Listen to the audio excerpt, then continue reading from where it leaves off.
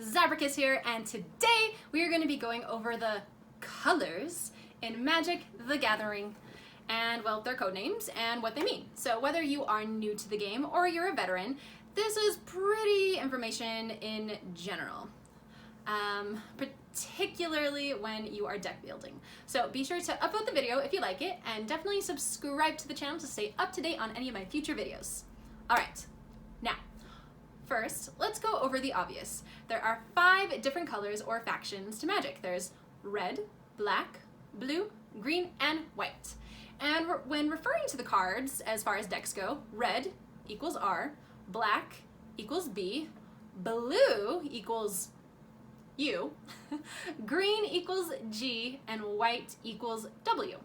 So if you've ever heard of a UW deck, it's a blue and a white deck. Now, what are each of these cards like main features? Like, because each of these colors has like something special about them, right? So red cards' main characteristics are chaos, impulse, and fury! Meaning that you'll deal damage really fast using creatures and spells to do as much damage as possible early on in the game for that quick early finish before your opponent can really get set up. Black cards' main features are death, decay, and darkness. Meaning that you'll sacrifice to get an upper hand, and you'll often manipulate the early game to get that strong mid-game to late-game finish. So maybe you're having your opponent discard, maybe you're discarding so that you can pull things out of your graveyard later. Blue cards' main features are intelligence, technology, and illusion. Meaning that you'll prevent your opponent from playing cards that they want to play, and you'll win by depleting your enemy's card base. So you'll run into a lot of mill decks with blue, tons of counter spells. That's like kind of what they're known for. Green cards' main features are nature, life, strength. Meaning that you'll multiply your forces, you'll use trample effects, and you'll synergize similar creatures and their types. You're trying to survive early on and the mid-game so that you have that big creature endgame finish. And then finally, white cards' features are energy, order, and life.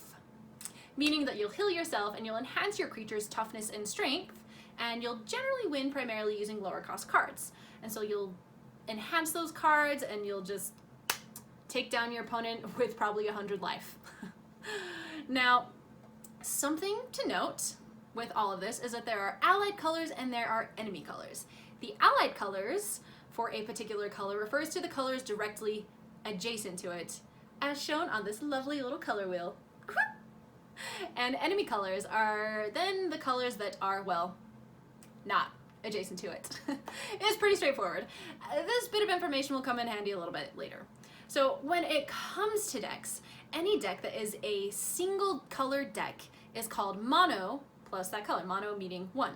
Now, I'm sure you've heard the term mono red, much to people's chagrin, or you've heard mono blue, followed by a round of cursing. Although mono decks can be powerful with the right card combinations, it's actually by having the color combination decks that additional strategy and might can be gained. But what are they called? So glad you asked. Okay, so first there are 2 color decks. Each of these deck names refers to a Guild of Ravnica, which is a place within the world of Magic. Since the guilds were released, the color pairs have become common names for dual color decks. Both enemy and allied color pairs are, pretty common to see, but you'll generally see a lot more allied combinations simply because, well, they have a better deck cohesion. Alright, so what are they called? Well, if you have white and blue, it's Azorius. Blue and black is Dimir. Black and red is Rakdos.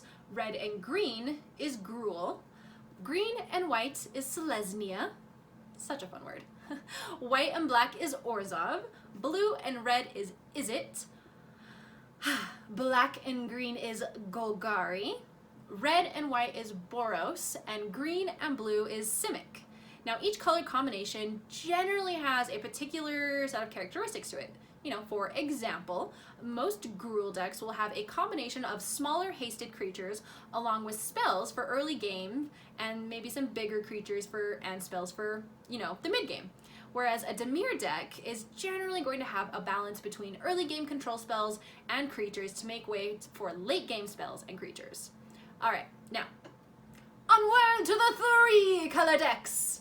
So although it's very possible to have a full 3-color deck, it's more typical that you're going to run into like an Is It Splashed with Green deck rather than a Temur deck. But you know, these do exist. So first of all, if you have a red, green, and black deck, that's Jund. If you have white, green, and blue, it's Bant. If you have black, red, and blue, Grixis. If you have red, white, and green, white, and red, it's Naya. If you have blue, white, and black, Esper. Then if you have blue, red, and white, it's Jeskai. Red, white, and black is Mardu. Black, green, and blue is Sultai.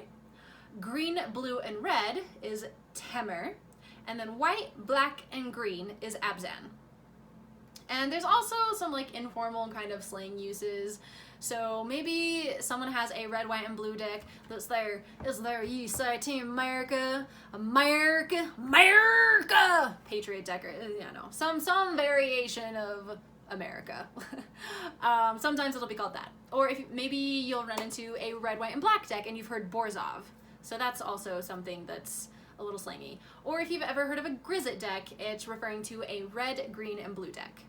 And in addition, it's pretty common for red, blue, and green, and black, blue, and green decks simply just be called by their abbreviations. So, Rug and Bug, because they're super easy to remember and pronounce, right? Okay, so most of these 3-color decks will be a little bit slower to play than many of the 2-color decks simply because of the need for additional land or mana on the board. And just like the 2-color decks, 3-color decks have certain characteristics about them.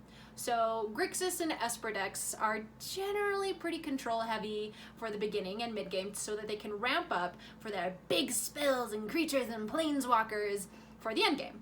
Whereas like Sultai and Temur decks generally try to ramp up or build their land base up as quickly as possible in order to secure a powerful mid to end game finish, but a lot quicker. Now, onward to 4-color decks. Now, most colored decks with 4 colors aren't actually 4 full colors. It's generally that it'll be like American Splash Black, you know, something like that. But they exist. And the 4-color identities come from one of 2 sources. It's either the names of the Nephilims from the guild pack, or it can be the names of the 4-color guild identities defined during the Commander 2016's design. Or, simply, it can be the reference to the 1 color of the 4-color combination that is missing, thus the non-color. So the 4-color identities names are, alright, so if it's a blue, black, red, and green deck, it's called Glintai, or Chaos, or simply non-white. If it's a black, red, green, and white deck, it's Dune, or Aggression, or simply non-blue. Now, if it's red, green, white, and blue, it can be called Ink Treader, or Altruism, or simply non-black. Green, white, blue, and black is a Witch or Witch-Maw deck, or Growth, or non-red, right? Now, if it's white, blue, black, and red, it's a Yor, or Yor Tiller deck, or it can be called Artifice, or simply non-green. All right, so depending on the combination of colors that you have, the various base characteristics of those colors shine through for big, powerful combinations in the deck all around, and you'll also have access to those big creatures or planeswalkers that are 4 colors, which, you know, aren't common, but there are a few. Now, finally, there are, in fact, 5-color decks, okay? So decks with 5 colors often revolve around a single combination that they really hope to pull off. And it can take a lot of mana fixing and playtesting to get a reliable 5-color deck. And for this reason, you don't generally find them in tournaments, but they can pop up every now and then. Now, obviously, there is one 5-color deck, and it obviously uses all 5 colors. So white, blue, black, red, and green is generally referred to as a rainbow deck. It could be a domain deck, 5-color, or WBRG, which is pronounced Wooburg, which is such a fun word. Wooburg. Now, sometimes 4 colors will also be called rainbow, simply because they have so many colors, but the true traditional term for a 5-color rainbow deck is when it's referring to all 5 colors. But wait, there's more! it's entirely possible to build decks around no color. Seems weird, right? It's not. Particularly in formats with like a very large card pool, you'll see colorless decks. The most common name for these decks is in reference to the old card frame for artifact cards, which is mono brown, all right? And then there's also some newer colorless decks that can be referred to as diamond decks, which are references to the diamond-like little symbol for the colorless mana that you'll see on, well, that particular kind of land card. Now, both of these decks are highly uncommon to find on the ladder and are virtually never at tournaments, but they exist, so may as well know about them. Yay! Alright, so we've now gone over all of the basics for each of the card colors and their combinations. So the next time that you hear Simic Flash or Azorius Control, you'll have a greater understanding of not only the colors that that deck contains, but what kind of play to expect from it. And knowing these card basics will help you build better decks and become a better player overall. And having a basis of what to expect from your opponent simply by the land cards that they place on the battlefield can give you a huge advantage, particularly if you actually know a lot about the cards that are currently in play in whatever format you're playing in, right? Makes sense. Alright, I hope you have found this video helpful. Please upvote and subscribe to my channel for more related content. This has been a cast from Zabracus. Thank you so much for coming to the Nerd House, and until next time, stay geeky.